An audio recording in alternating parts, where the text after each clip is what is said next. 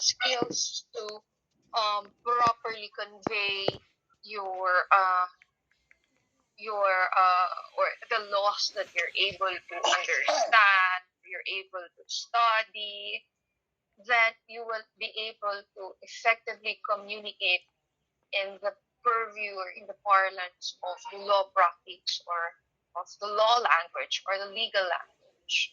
So that's why you have to you have to have a technical.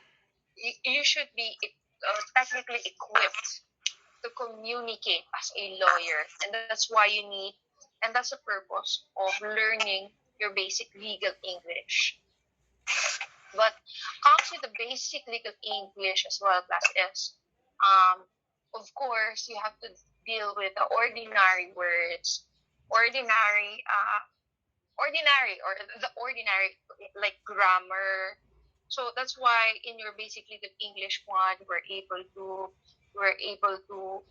you should be able to refresh yourselves with proper grammar. Kasi kahit legal English siya, yung grammar is still applicable to the legal English.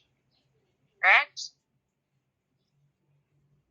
So, what are the so even if your basic legal English, that's why you also have to review your basic grammar, your subject verb agreement. You were able to refresh yourselves with that, the use of punctuations like that. So basically, legal English is to equip you to communicate properly and effectively in the parlance of law.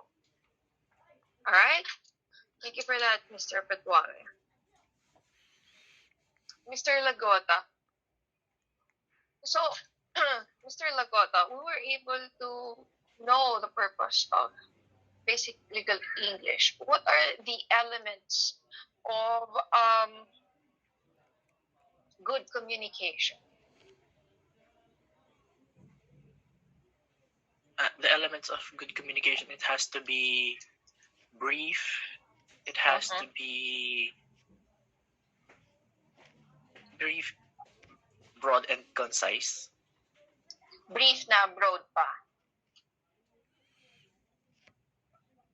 May concise pa. Di ba? Concise and brief or magkapatid. Clear, concise. Clear, concise, and brief. If I remember correctly. Brief and concise are also different.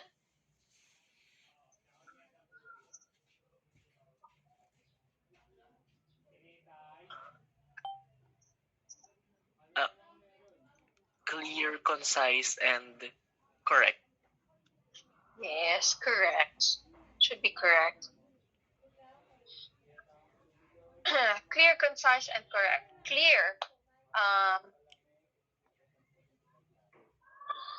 So, clear siya. Dapat you have the when you say you're being clear, you have to, of course, if you have the grammar, if you use the correct grammar, your sentences are clear, and you can convey your sentences or your ideas with a clear understanding to the recipient, because grammar is actually the standard. So if you conform with grammar,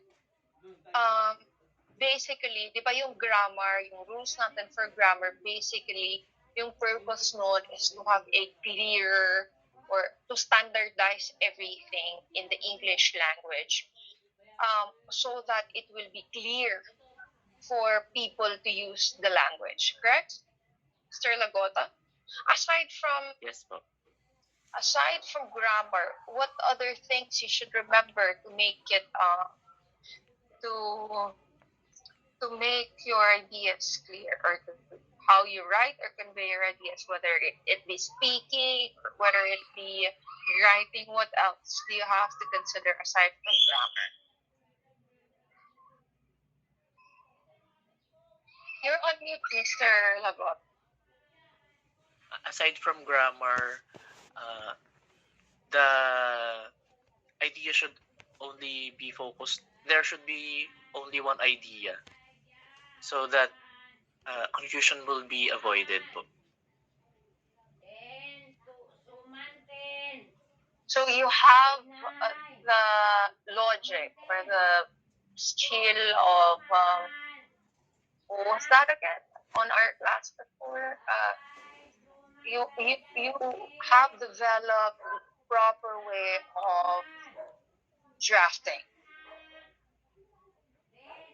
or Yes. arranging your thoughts.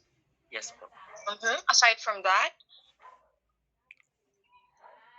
so you're able to properly have properly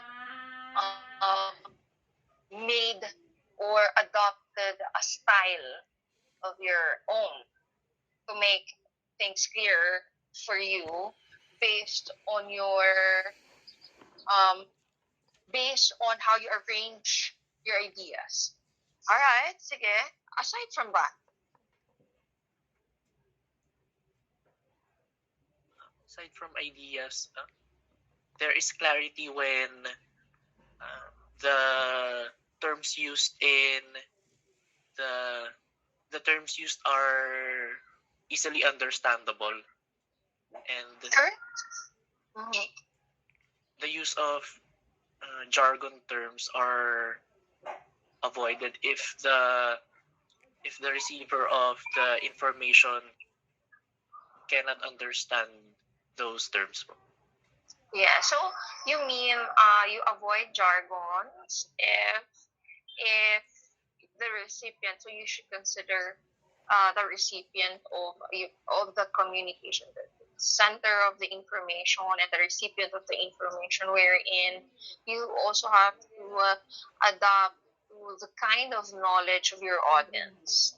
So, for example, if you're a lawyer and you are going to explain to elementary students about child abuse or instances of child abuse, because of course, when you become a lawyer and then when you are a criminal lawyer, sometimes you will be invited in maybe forum or symposium to explain to pupils, elementary pupils, about child abuse so that they will be able to know the triggers if they are already being abused by their parents or like an adult person. So you have to adapt to your audience. That's good. Also, maybe Mr. Lagota, as we've discussed last semester, the use of your punctuations. Because punctuations make your idea or change your idea if you do not know how to use it properly. Your commas, your periods, your exclamations, your apostrophes, your quotes.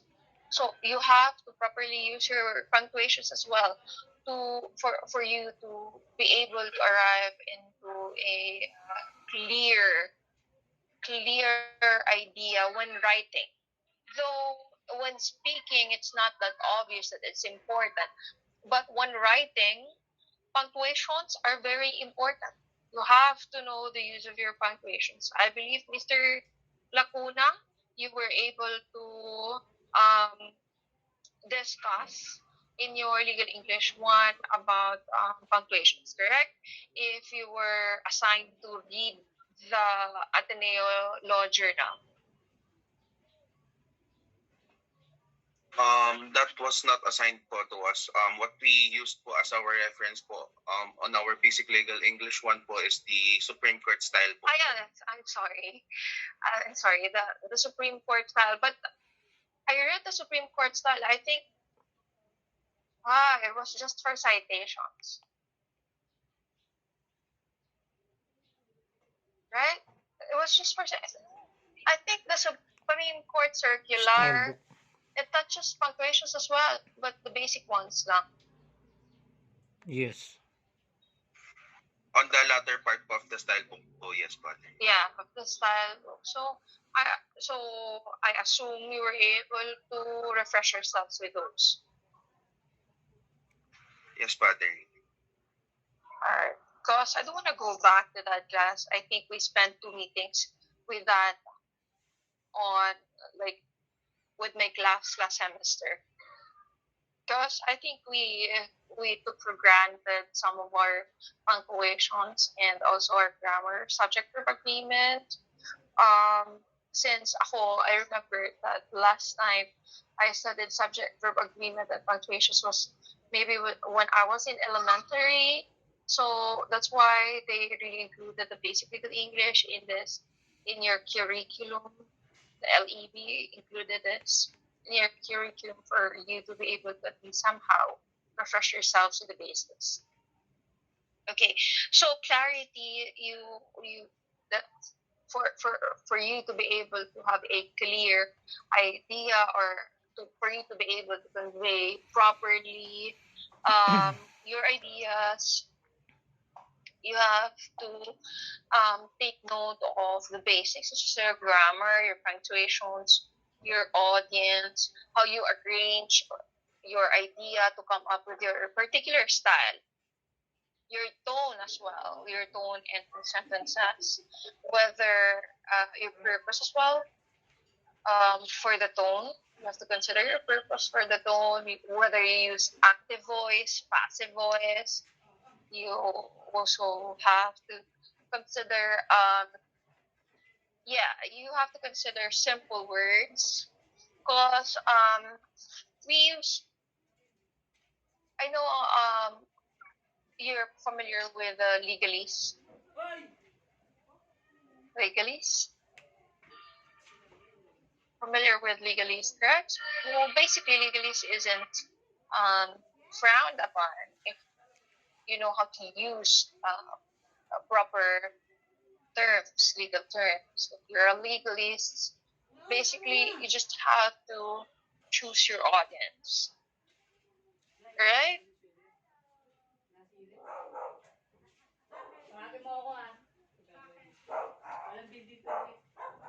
So, Miss Russell, so the Miss or Mr. Yes, Hello, Mr. Yes, Mr. Mr. Gutierrez. Legalist. What's a legalist?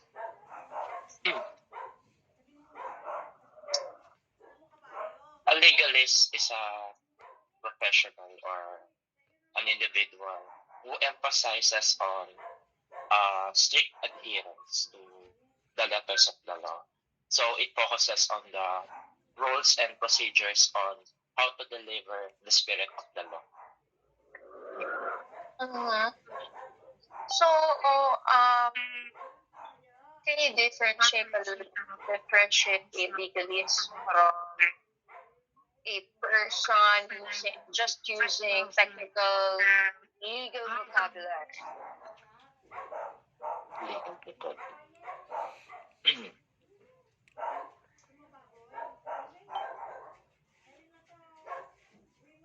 So a legalist basically is a person who who focuses on the rules and the details over the spirit of, or the intent of the law. So a legalist is often associated with legalism or with the spirit or with the use of the proper words of the law. Mm-hmm. Mr. Tomas. Yes po, attorney. Mr. Tomas, can you give me another idea about legalists? I think attorney legalist is a profession attorney wherein they are the one that like the latter said earlier, attorney, that they are the one that strictly adheres to the letter of the law, attorney, or the content or on how the application of each legal terms should be applied on the law, attorney.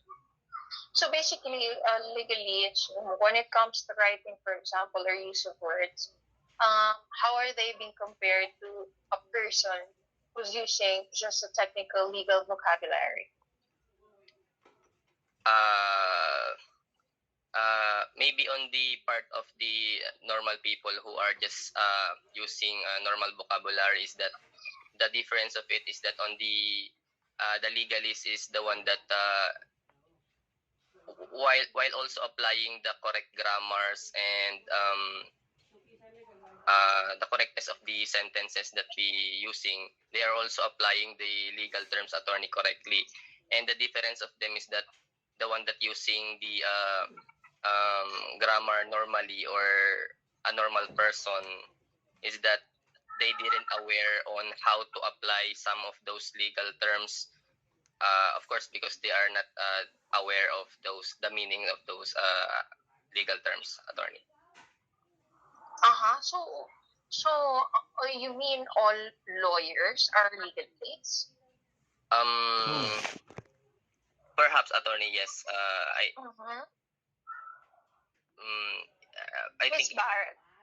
All right, thank you for that, Mr. Tomas. Miss Barrett, can I have another idea, please? Ako po, attorney.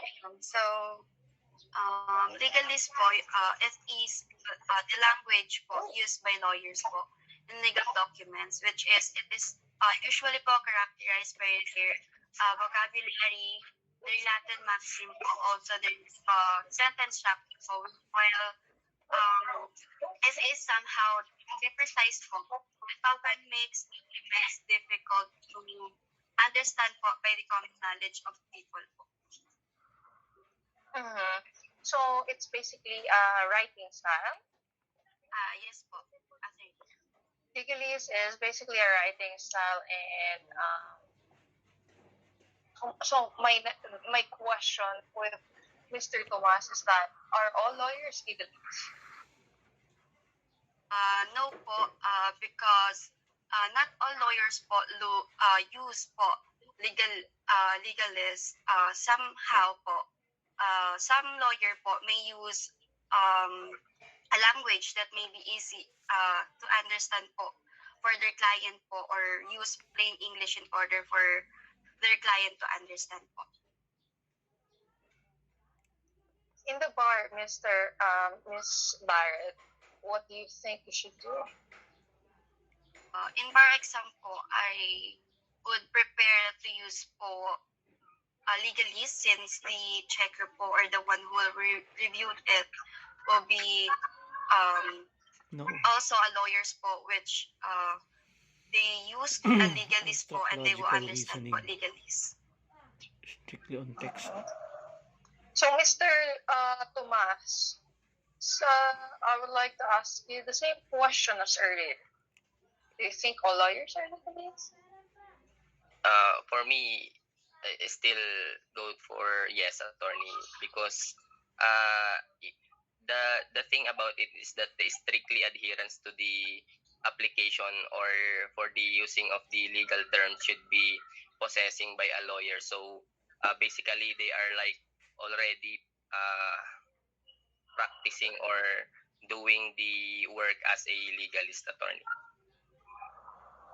So in terms of writing and on how they should speak with the use of the legal terms or the legal maxim, something like that, or the correct format on how they draft pleading, something like that, attorney.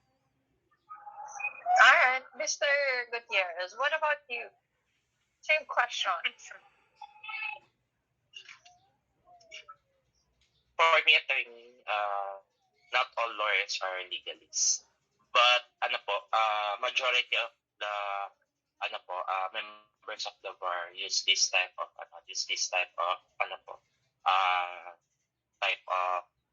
conveying the law, since it is legalist focuses on the conveyance and the precision of using proper legal terms and maxims in interpreting or conveying the law with their clients and with the bench partner.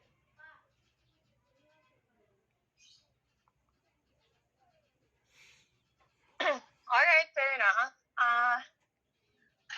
Basically, class legalists is those people who it's a writing or speaking style wherein you use traditional legal terms, legal language.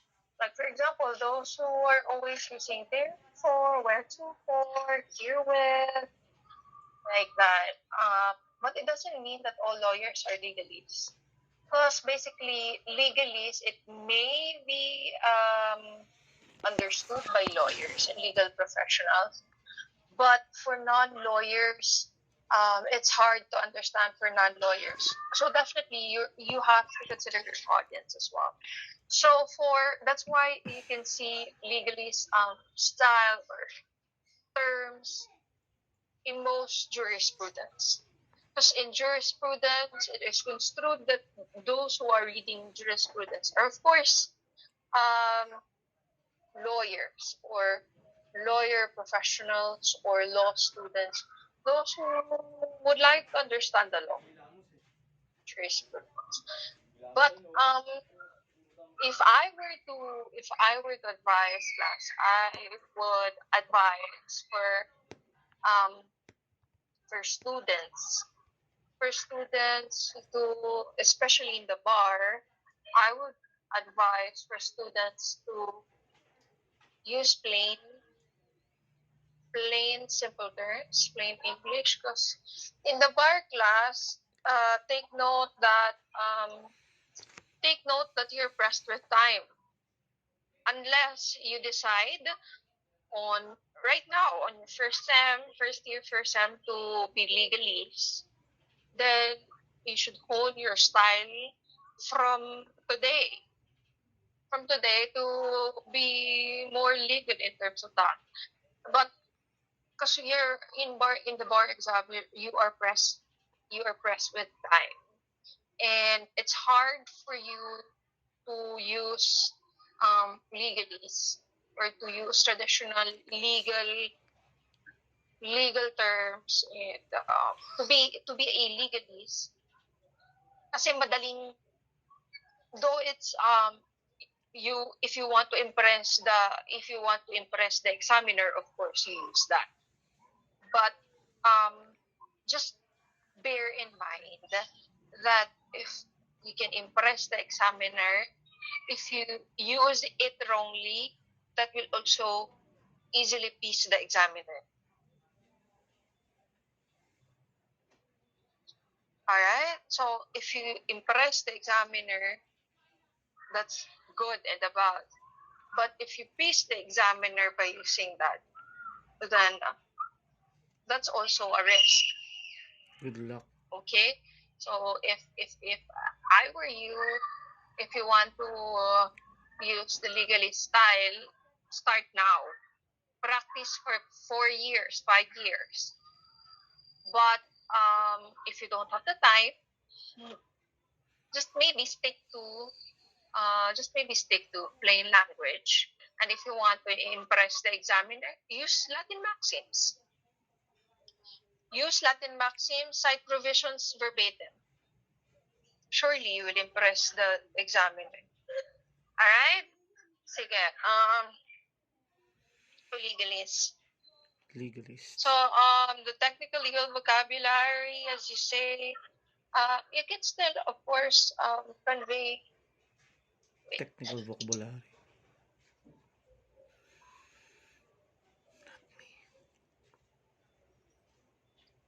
Thank you, Mr. Gutierrez, Ms. Barrett, and Mr. Tomas. Christina is absent, correct?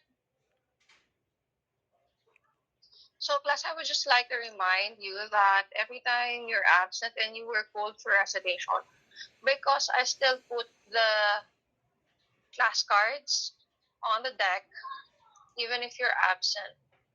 And if you're called for recitation and you're absent, you automatically get 17. At least hindi 5 class. Diba? 17 na. Nung time namin, lumabas ka ng banyo, you were called for recitation, tas wala ka kasi nasa banyo ka, 5 yung diretso.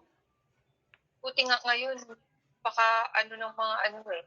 So, dati, pag di ka pa natawag sa recitation, huwag ka munang umihi. Kasi pag natawag ka, GG yun. Alright? So, legal terms.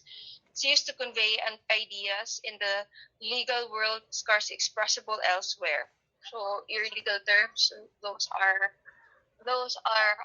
terms that are used in the legal world or the legal profession, but scarcely used in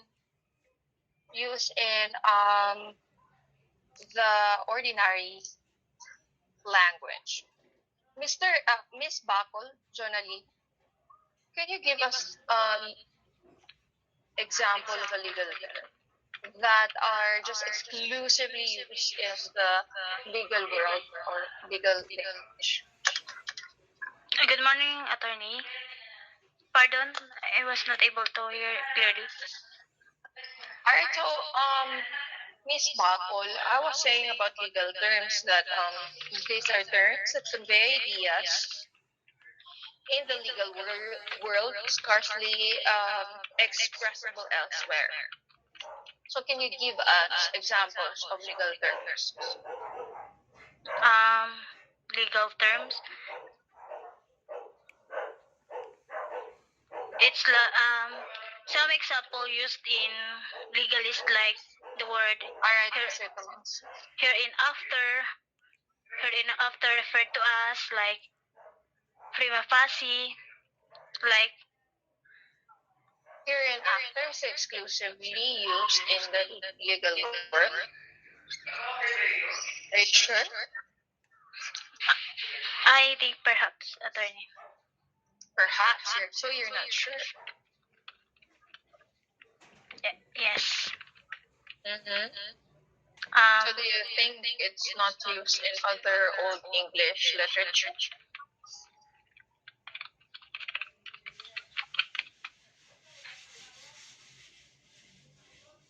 Like notwithstanding is also exclusive. Hindi yun. Plaintiff, defendant, counsel, process. Are you sure? No, attorney. So can you give us an example of terms that are just exclusively used in legal world? Bona fide, sub Hindi judice, yun. ab initio, Ab initio, correct. What else?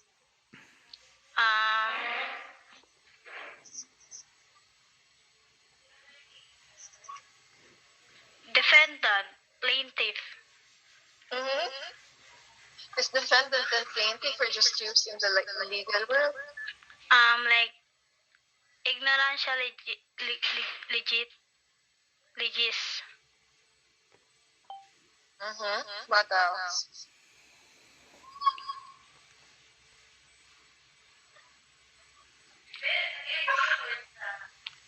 Indemnify, affidavit. Are you sure that it's exclusive? I'm asking you of a legal term that is exclusively used in the legal world. You were right with the bona fide. You were right with the ab initio.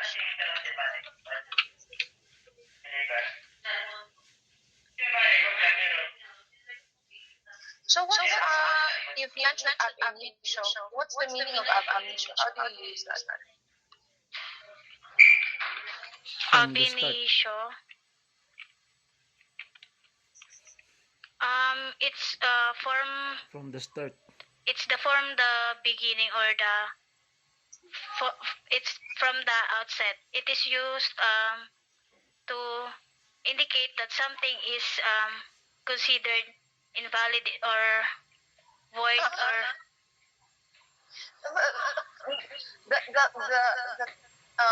the definition that you're giving me is actually void ab initio.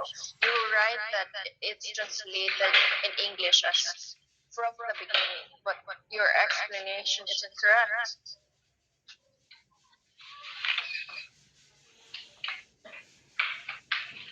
Alright, bona fide. In good faith. Opo, sir. You're in another class. I'm no attorney. Bona fide. When we say bona fide, it's describe a person or action, or it can be a transaction that is honest without fraud or disease. No, it's Deceit. in good Deceit. faith only. In the usage of law, it is often used in contracts or property law, or even in business transactions.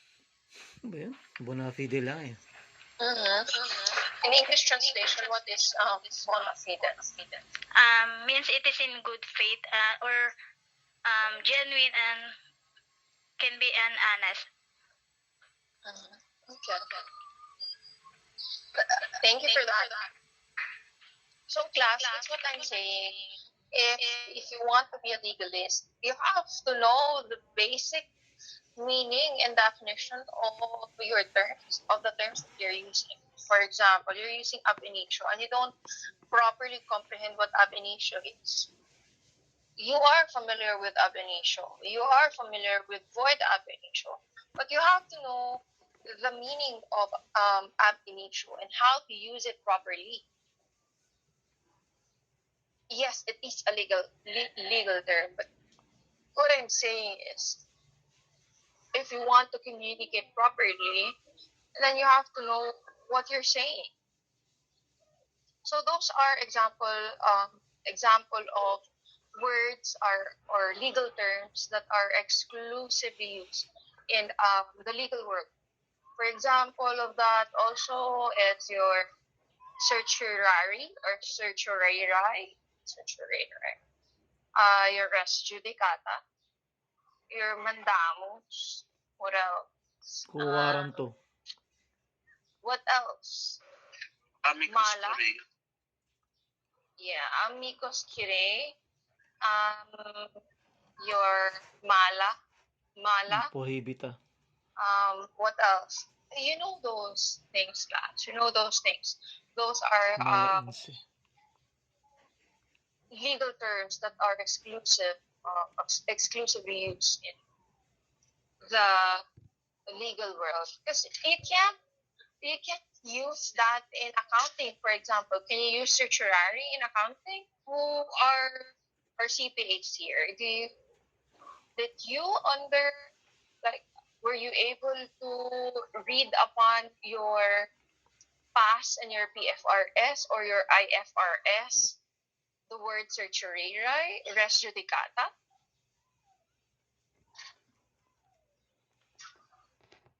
Diba hindi? For nurses here, were you able to read it? It's just exclusive in the law profession or law-related subjects or ideas. All right. So aside from those that convey ideas that are exclusive in the legal world, you also have legal terms that are ordinary words that acquire peculiar legal concepts. Those that were mentioned by Miss Jonaline earlier. If you remember, Miss Picardal, what are those terms? What are those legal terms?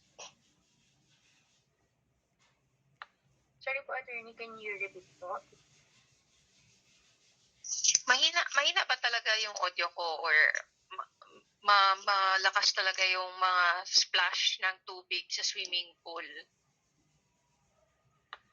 From my end po, kanina attorney, medyo nag-break apart lang po kayo. Okay. So I was saying earlier that there are those legal terms that are exclusive in the legal world, such as those that I've mentioned, like certiorari, res judicata, ab initio, like that. But Miss Miss Jonaline also mentioned earlier when I asked her to give me some legal terms, she also mentioned those ordinary words that produced a peculiar legal concepts. So what do you think are those legal terms that has a peculiar legal concepts or legal definitions? Can you give us some of which are already mentioned by Ms. Bacol? Attorney, aside from words that are peculiar to the legal profession, there are also some words that are used ordinarily but convey a different meaning when it comes to the law profession, such as when we say alien, to the layman's term, it means extraterrestrial, but in the legal parlance, it is viewed as someone who is not a citizen of a particular country. We also have the term prescription. When used in the ordinary word, it could mean it may relate medically, like a medical prescription, but in the legal word, it is a period, or it refers to a period or a time.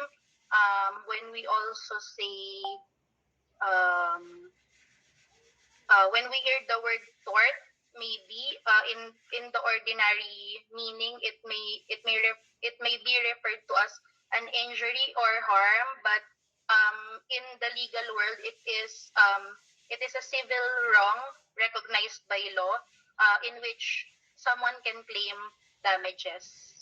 Those are just few of the examples for attorney. All right, thank that, Miss Picarda. Guys, can we have a 10-minute break? Medyo nag-ingayan ako. Dilipat lang muna. Alright? 10 minutes, CR break, water break, whatever. Just be back by 10:19.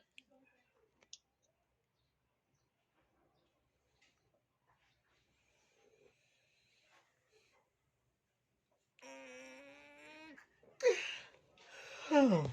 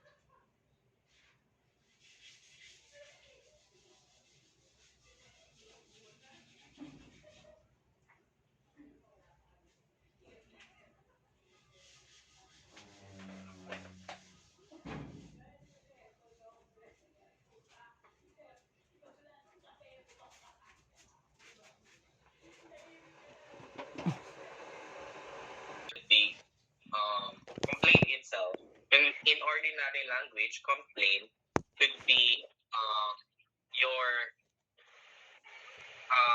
your redress to a concern, while complaint in legal terms, it pertains to the formal accusation of a crime.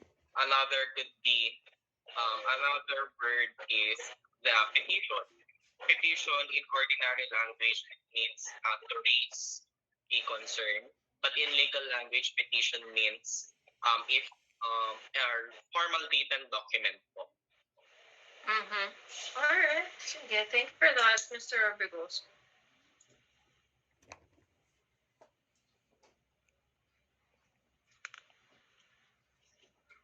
Mr. Hurtado. Attorneys. I'm so sorry. Miss Artazo. Wilver Rose? Yes po, attorney. Yeah, Wilver Rose. For a while.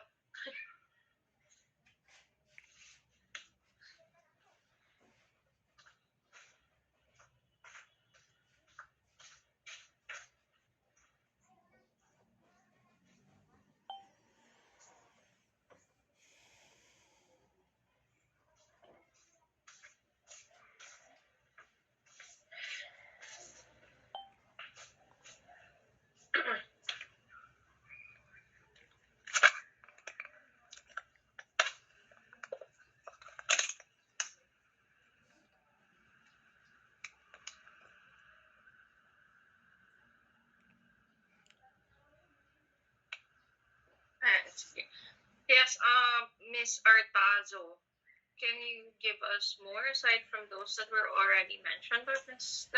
Orbigoso?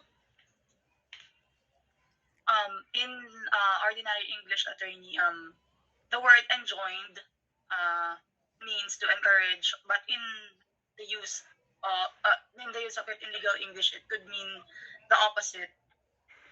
Means that it could means that enjoin is a word that restricts or uh, forbids an action.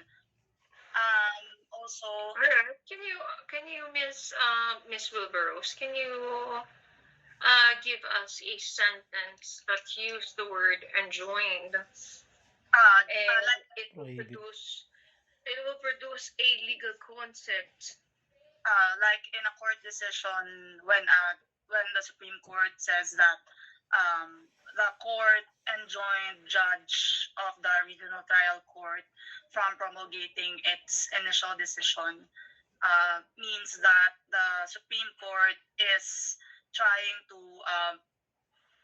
restrain the judge from promulgating its initial decision for for the current review that the court was applying. And that's how I read it in some Supreme Court decisions. And while in an ordinary memorandum in the local government, it means that we are encouraged to do the thing, which means the opposite. Okay. Other than the word enjoined, what else?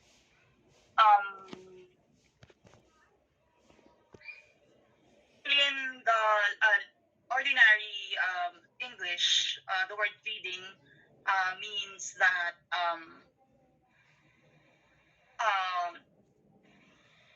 a favor was being asked. While the legal terms, pleading is a formal document or argument which provides defense to a case, civil or criminal, which is an important instrument for the court to decide on the case. Just the defense? Also, a prosecution attorney. So maybe you can change your definition to parties instead of a defense. Yes, attorney. Alright. Sige, thank you for that, Miss Artazo.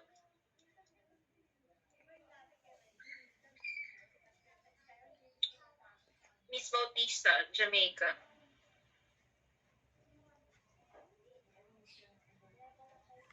Absent nga pala siya. Sorry. De Los Reyes, Mark Edward. Dami namin eh. Yes, Yes, Mr. De Los Reyes, I believe that the word privy is an ordinary word. Can you hear me? Not loud and clear, attorney. Sorry po. Mas clear ba ang kanina o mas clear ang kanina?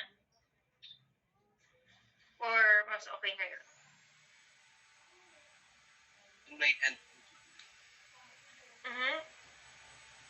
Yes po, yes po. Alright, so I believe the word privy is also an ordinary word that through time also produces a peculiar legal concept. So what do you think is what do you think in legal concept or in legal world privy means? The word privy means? Freebie, as in freebie. Attorney, like F-R-E-B-I-E. Sorry po, I can't hear clearly. Sige nga. Alright, sige. Let's try your freebie in legal terms. Sige nga. Freebie? As in, Sige nga, Mr. De Los Reyes, if it has a legal term.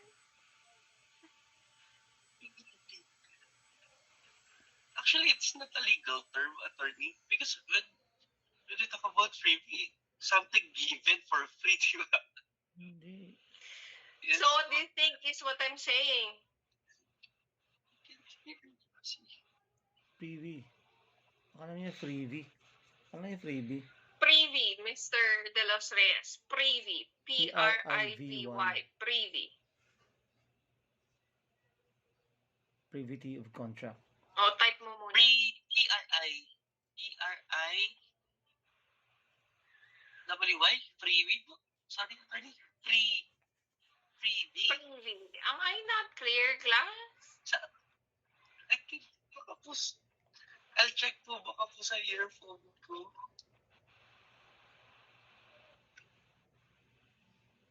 Can somebody type in the chat box what I'm saying?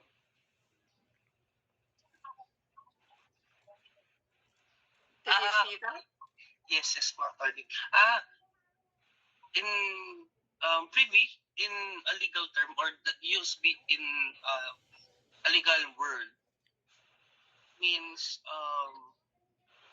in ordinary, it is a secret, attorney, or private, something like that, or something to be confidential in plan, or a private. Are you sure? In ordinary meaning, attorney. So, in ordinary Are meaning, you sure? privy is a secret, or Legal interest. a private. Miss De Los Reyes. Miss De Jesus, I'm sorry. Miss De Jesus, do you agree with Mr. De Los Reyes? No. No po. Privy in the plain terms, or the English, in the ordinary English, it's like sharing knowledge, or sorry po, may po ba? May background No, it's good. So privy in plain English is in plain English is like sharing a knowledge, or thoughts, or in legal terms. Are you sure?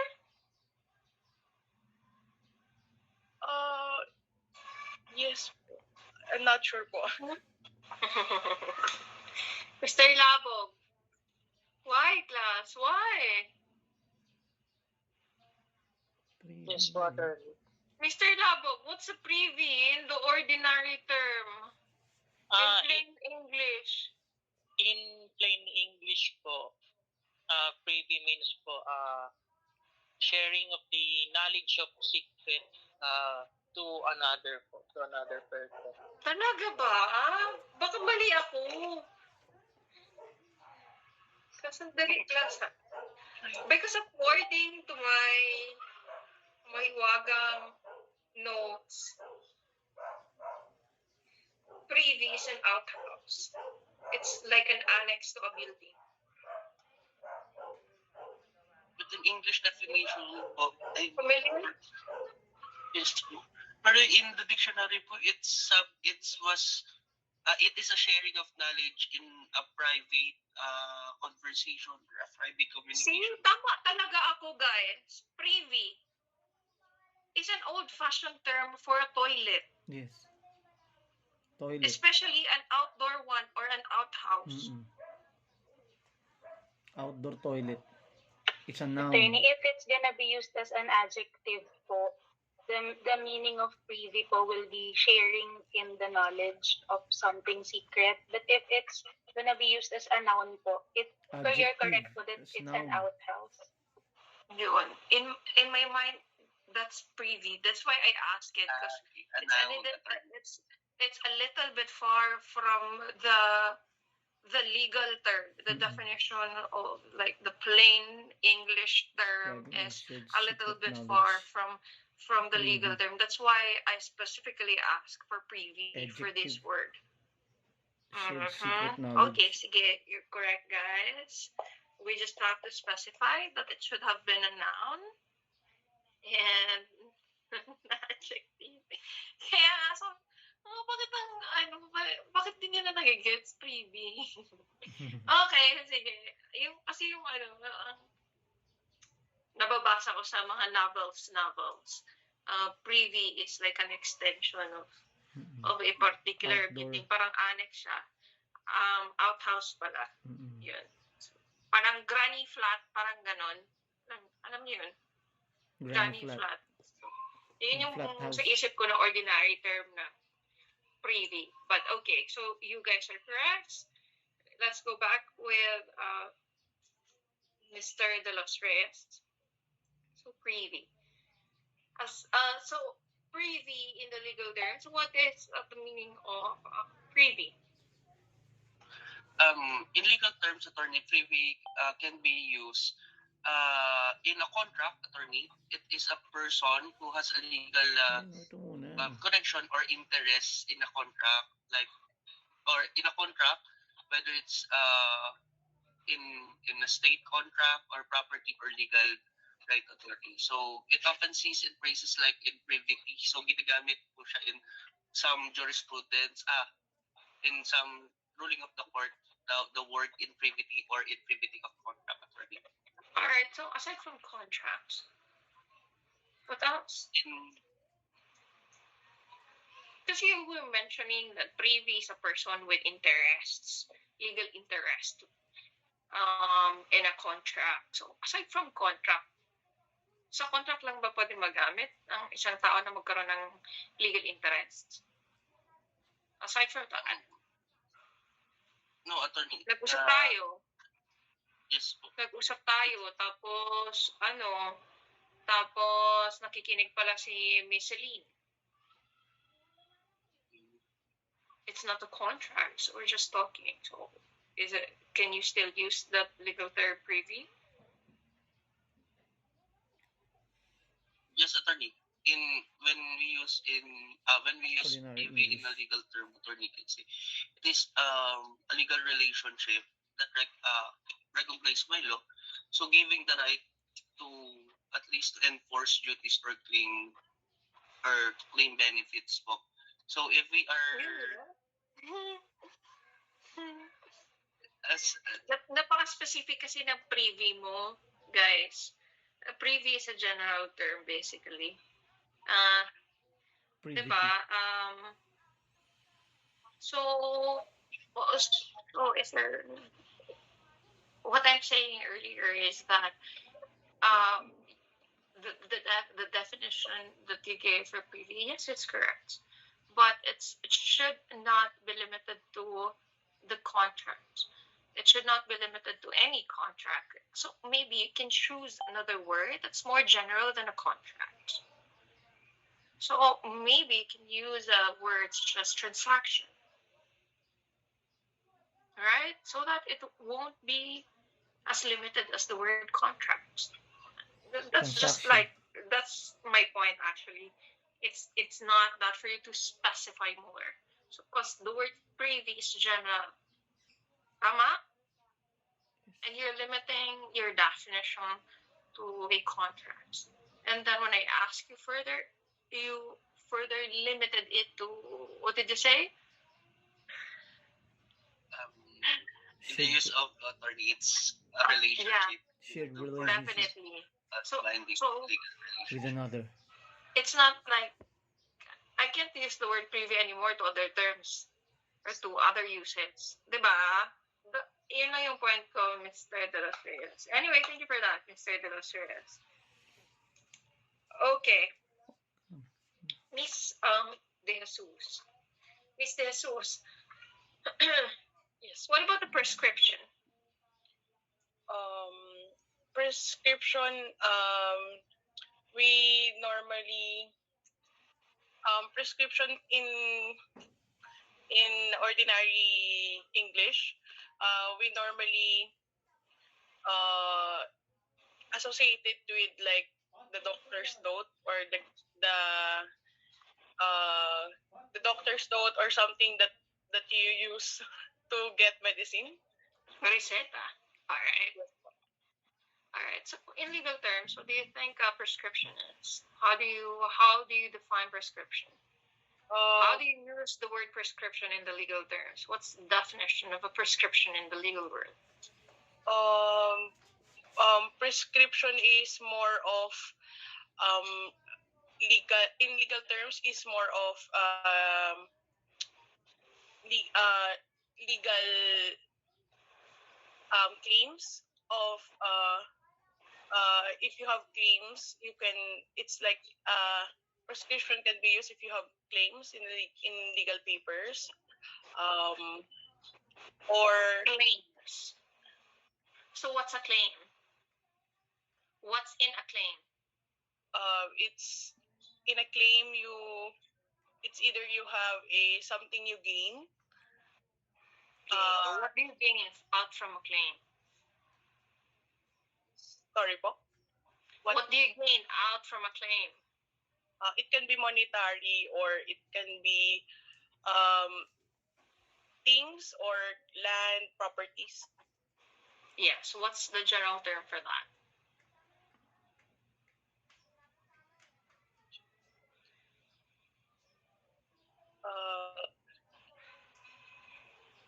Money, property, Benefits.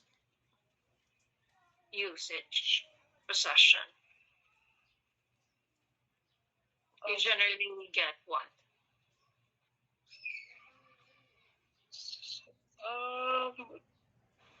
The general term for all of it, attorney.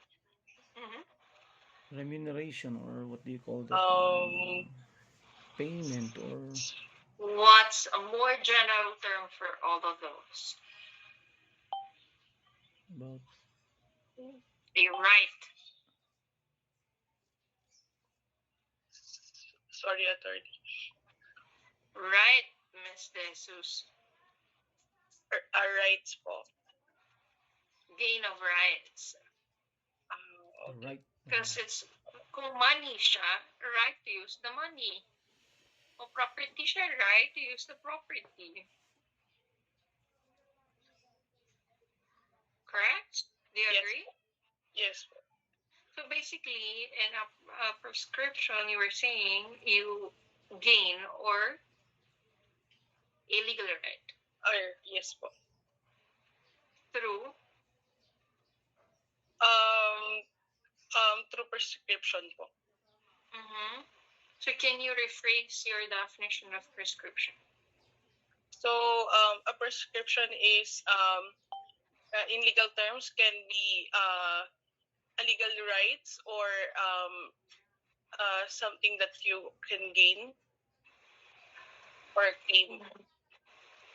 Gain lang ba?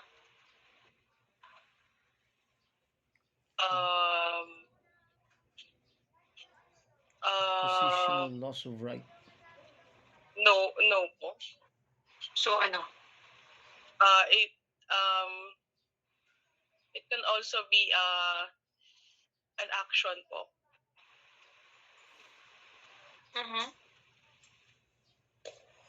So gain lang yung pwede mo makuha sa prescription?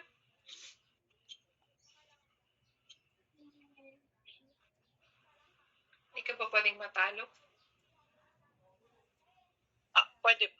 So loss of legal right. So basically, class, the prescription in legal concept or legal term, the definition of which is actually more likely used in periods of time, correct? Prescription for a crime. So if you are the one who should assert for the prescription, then somebody will lose a legal right with regards to the arousal of your, or if somebody gains out of it, then somebody will have to lose a right out of it as well, correct?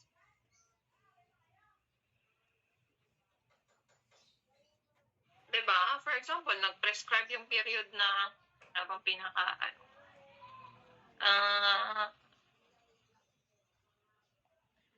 eviction. Diba? 1 year, if I'm not wrong, 1 year to institute an action such as ano nga, I forgot. Forcible entry and unlawful Hello, I forgot. I'm so sorry. Forcible entry lang na ano ko. Yung naalala ko, yung isa kasi yung may contract. Tapos nag-expire yung contract. I forgot. Are you in properties already? Eviction. So the prescriptive period is actually 1 year to institute a particular action with regards to unlawful detainer. Yun.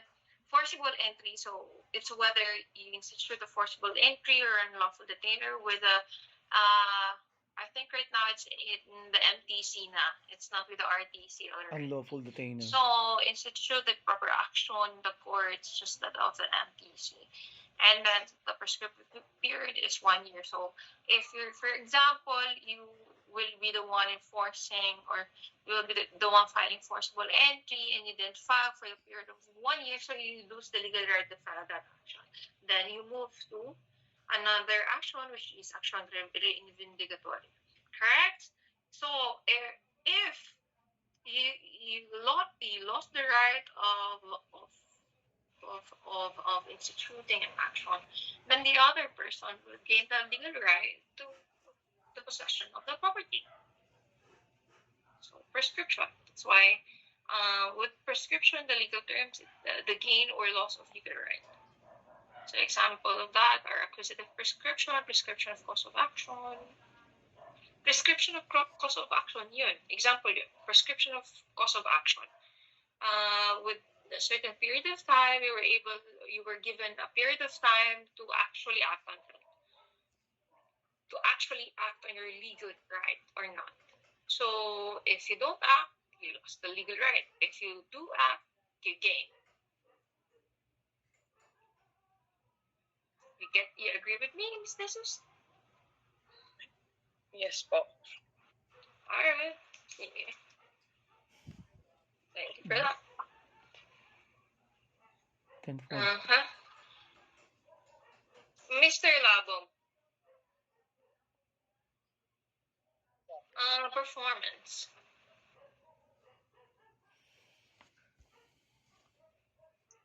Mr. Labong? Yes, Papa. Performance. Performance po means po this is the action of doing something. Okay.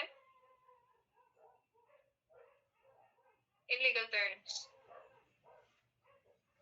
In legal terms po, this means po complying with the order of the court po. That's it? Dapat may order ng court for it to be performed? Not just the order, ma'am.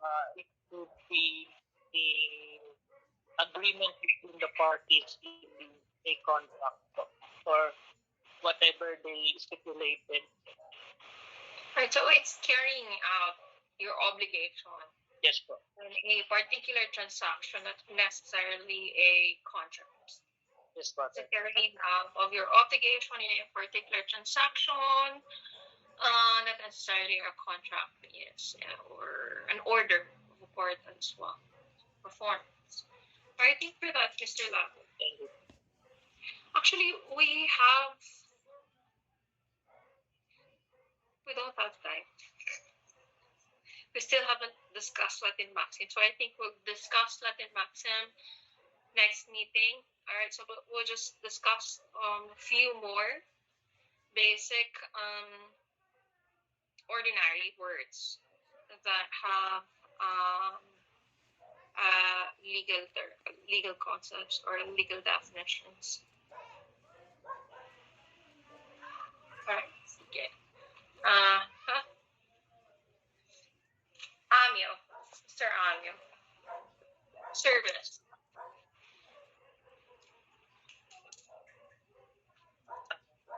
I don't know, attorney. Service. The word service.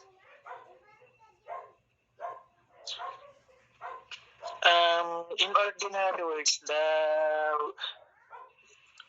the term service is means help or work for someone. When it comes to legal term po, service, the formal delivery of legal document.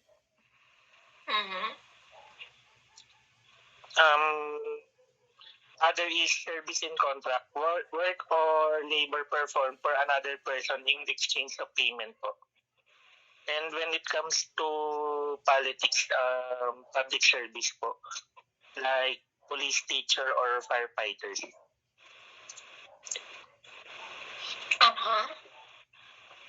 Isn't it performance? Yes po, performance in contractual duties po. Kaya, di ba parang hindi unit in the legal term? The one you've mentioned, or performance, is the word performance and not the word service.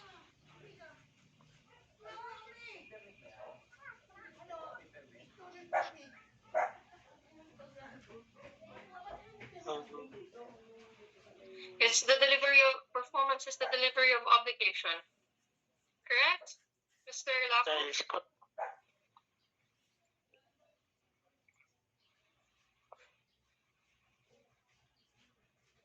Diba, if a public official or public or government employee is rendering service to, for example, kunwari, abogado siya, tapos attend siya ng hearing.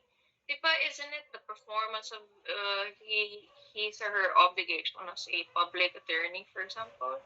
So, it's the word is actually performance and not the word service. The legal terms, there's another meaning of the word service. It's not that one.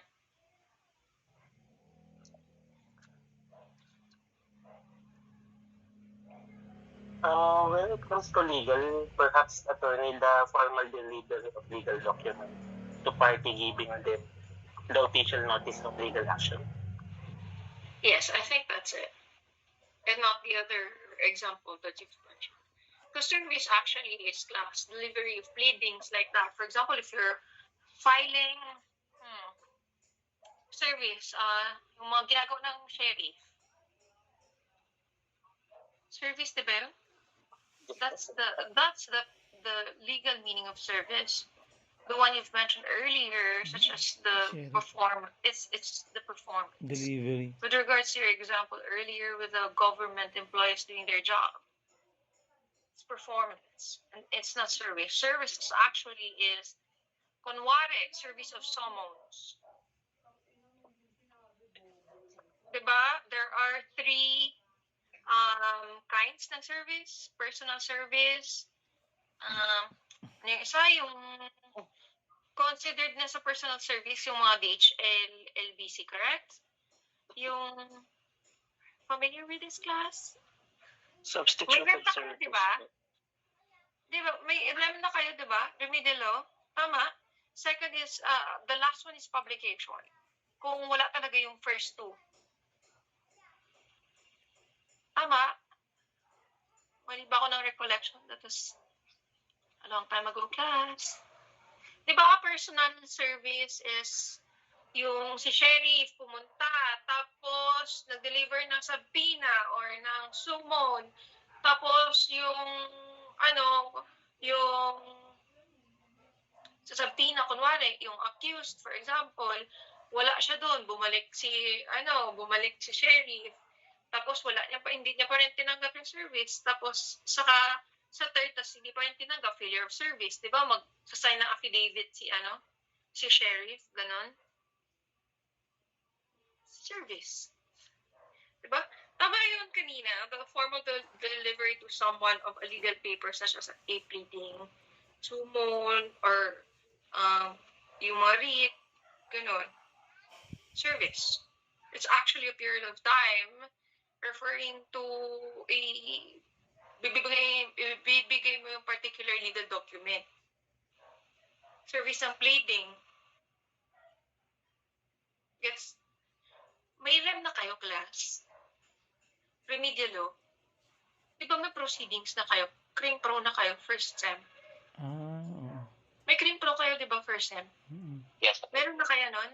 Service? Second set po. Cream loss pepper sa bottle. Yes. Diba? May service. Are you familiar with what I'm saying? Personal service, service by publication, perfect. Substituted service. Yun yung DHL, LBC, registered post office. No? Ang nabutan ko class hanggang post office nung nag-litigation ako. Pero parang there's a set of rules now with regards to substituted service in LBC.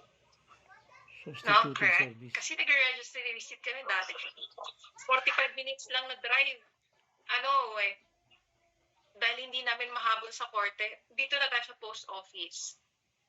Kasi 45, papatak alas 5, ito, habulin mo sa post office, gano'n. Dati sa amin. Hostile. Pero ngayon pwede na daw LBC but there's a certain particular rule with using LBC sa substituted service kasi when it comes to sa post office, the reckoning date that the court will consider your petition filed or your pleadings filed is kung kailan mo siya sinend pa post office. But if it's LBC, if I'm not mistaken, kung kailan nila na-receive. So, that's the reckoning date. Paki-verify class, cause parang naalala ko lang yon sa isang MCLE lecture. So, I'm not certain, but I think that's the rule. You just have to verify it. Okay, when you have your Cream Pro ba yun? Cream Pro yata. Yes. If I'm not mistaken. Sige. So, Mr. Amio, yun yung meaning ng service in legal terms, not the last example that you gave us. Alright? Gets? Yes po. Alright. Sige. Thank you for that, Mr. Amio. Tama na. Okay, last one. 10:52 na. Last one. Wag ako. Burma substitute. Burmas. Mr. Burmas. Mahomok, Jerry Well. Mahomok. Undertake. Hello po, attorney. Yes, Mr. Mahomok. Undertake po. Tama po. Undertake in ordinary Undertake po in ordinary meaning it's like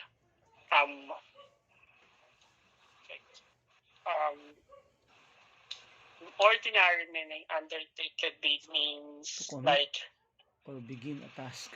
You how can I deliver the word? Sige, Mr. Jerry. Your surname is actually soft in our dialect. Yes. Okay, 5 minutes. 5 minutes, Mr. Mahomok. 5 minutes left. Sa undertake po, in ordinary meaning po, it's like committing committing yourself on something. While in something like you commit to do something. Task. I mean, you commit to perform. Yeah, to perform to something. Do or perform. Alright. While in legal meaning po, it's like to undertake in legal meaning, it's to promise or give.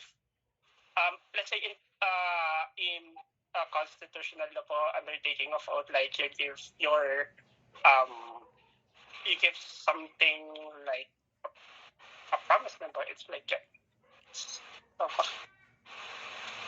Alright, sige.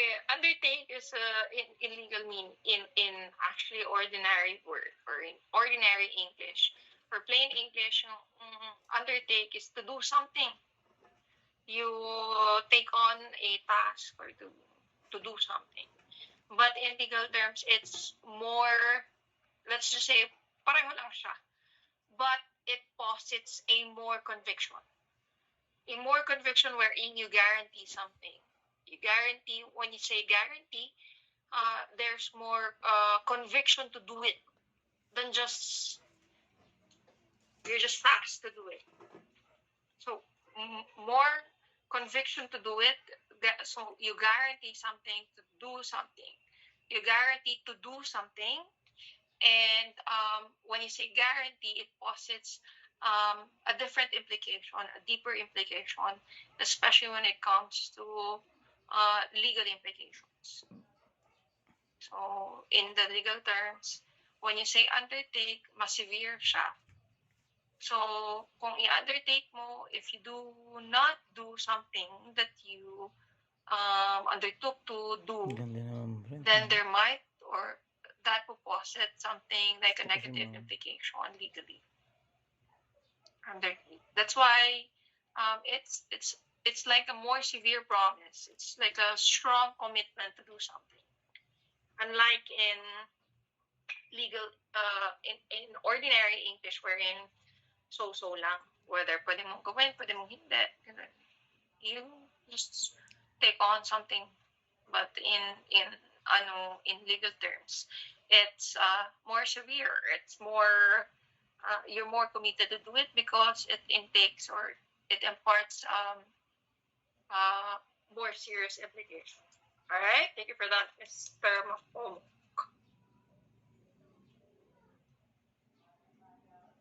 Sige, class. I think we will end our class, and I'll see you next meeting. We're still on Latin maxims, and maybe I'll add a few more topics. I'll just message Mr. Banyan and Mr. Lacuna. Okay? Sige, class. Have a great weekend. Picture. Picture. Wala na.